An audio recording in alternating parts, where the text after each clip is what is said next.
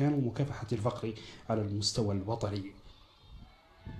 من النشاط السياسي، احتضنت العاصمة مساء أمس حفلا نظمه حزب التجديد الديمقراطي بالتعاون مع بعض الأحزاب السياسية. خصصت هذه الفعالية للدعوة إلى دعم المقاومة والتصدي لكل التهديدات التي تستهدف زعزعة أمن الأمتين العربية والإسلامية، وخصوصا في دولة فلسطين التي تحتضن أولى القبلتين.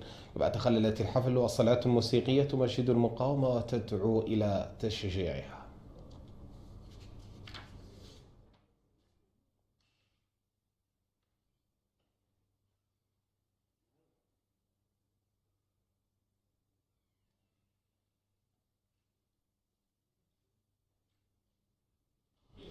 الأمين العام لحزب حماة السيد المختار والهيبة المتحدث باسم هذه التظاهرة طالب بدعم النضال الفلسطيني المشروع.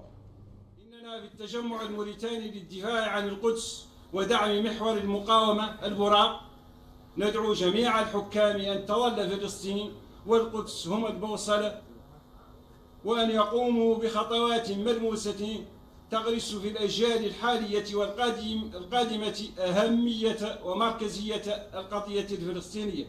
وفي هذا الإطار نثمن عاليا خطوة مجموعة واشوط الحضرية بنصب مجسم قبة الصخرة في أهم ملتقى طرق في العاصمة. كما ندعو كل القوى الحية في بلادنا من أحزاب وشخصيات مستقلة ومنظمات غير حكومية إلى تشكيل جبهة واسعة دفاعا عن القدس والمقاومة ضد الهمجية وطغيان الكيان الصهيوني وحلفه الهدام. لنا مشاهدينا الكرام نتحول لنتابع النشرة الاقتصادية بعد فاصل قصير، صحبتها زميلتي فاطمة محمد حمود.